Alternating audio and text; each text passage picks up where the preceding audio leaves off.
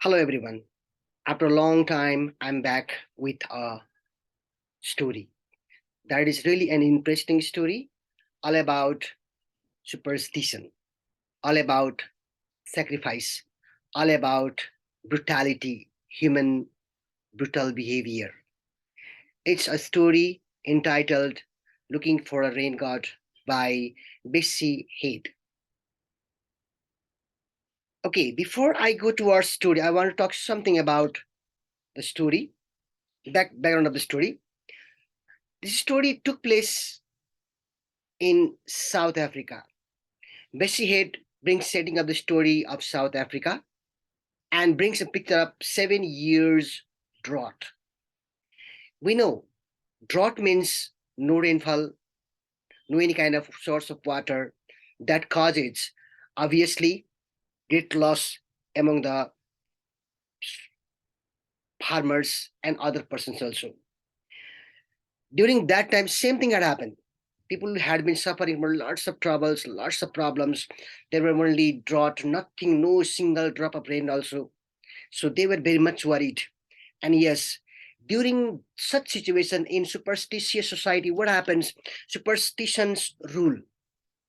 There can be lots of superstitious behavior. People start believing in such practices which cannot be entrusted also. Yes, as they start believing in superstition, they start also believing in unwanted magic, unbelievable magic, some changes, some miracles, this and that. And due to which, if we talk about this story's context, looking for rain god, South Africa, there also same thing happened. Due to 7 years drought, people started believing in fortune, destiny. And yes, due to which, during those days, what happened? Witch doctors were very much popular. They said this will happen, that will happen, this will be near after, near soon, immediately, blah blah blah. So as they exaggerated lots of things, people started believing on them.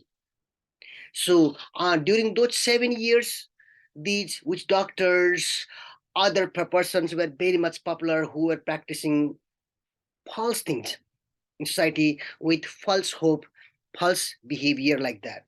Yes, what happens in our context, in our own society also, we can see people, yes, offering or marrying frogs for rain. Yeah, in our own country also, we have got this kind of practices because we believe we belong to superstitious society where there are lots of superstitious activities, practices, rituals. Yeah, this year also we faced one kind of drought, less rainfall this time. And yes, in several places of Tarai, we heard people arranging marriage between two frogs with the hope that it might rain. Anyway, it has started raining. But in South Africa, same thing had happened. They managed frogs marriage also, but nothing happened. Meanwhile, what we can see that there can there can be such practices due to superstitious belief. They do believe, they do not hesitate even to sacrifice human being also. They kill human beings with the hope that it might rain. There can be magic, there can be trick, there can be superstitious practice explanation of the witch doctors. They say that this will happen, that will happen, do this, do that, and people do the same thing. Yes, if we go towards the story, in a story we can find some characters like Mogobja, a 70 plus year old man who is the head of the family. Similarly, his son, Ramadi, his son also is one kind of superstitious person. Likewise, Tiro, Ramadi's wife. Similarly, Nista, Tiro's unmarried sister. These four characters stand here, show here one kind of human brutality. Similarly, we can find two more characters, innocent characters, Neo and Bosio. They were daughters to Ramadi and Tiro. Now let's go to our story. What happens in the story? According to story, due to 7 years drought, no rainfall had occurred. Suddenly, some black clouds started being seen in the sky. So, government announced about the farming.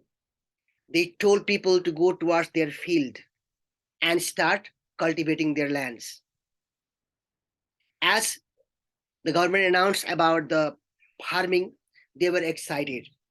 Even they began to look towards sky and they saw black clouds and they hoped that it might rain.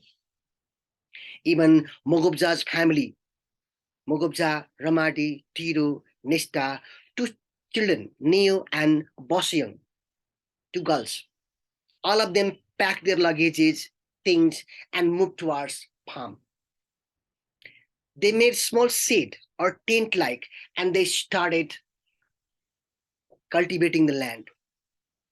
After a few days cultivating land, they noticed that there was no any kind of sign of rainfall. People had noticed from village that they were going towards field for farming. They expected wishes for Mokobja's family. But on the other hand, Mogobja, Ramadi, Tiro, Nista, and Neo Boshing were in the field, in small shade, waiting for rainfall and starting their cultivation. But there were no any rainfall. There was no sign of rain. All of them were very much worried, so much so that they began to think that their destiny was just with them, and due to which they used to be very much cruel, very much restless, very much sarcastic towards each other. On the contrary, if we see toward these two young children, Neo and Bosing, they did not have dolls. Yet they also were scolded by their mother, Tiro, even father Ramadi also. They could not say anything, could not revolt against their parents. So whatever dolls they had, they used to beat the dolls and scold them, express their anger, and release their one kind of feelings. Time passed on. There was no sign of rainfall. As there was no sign of rainfall, Mogobja, Ramadi, Tiru, and Nesta one evening sat in their seat, in their small hut, let us say, and then they began to discuss about possible action. Mogobja discussed about some of the traditional belief, some of the traditional practices that on those days what happened when there is to be no rainfall, people used to offer human blood. Human blood means obviously they got shocked. And Mogobja and Ramadi made a plan to sacrifice their two kids, Neo and Bosio. Tiro and Nesta could do nothing. They just agreed. They agreed to offer their children Neo and Bosio. Mogobja and Ramadi. That evening, what they did, they killed two children and they spread their blood in the field. Because they had heard that wherever rain goes up human body, the rainfall occurs. They did that one. They killed two children. They killed two children and spread their blood in the field with the hope of rainfall. But there was no rainfall. Eventually, what they did, they buried the dead body of those two kids in the field, and after some time, they returned back their home. As they returned back, what happened? As they returned back, villagers noticed they were without children. They began to ask where the children were. They could not respond.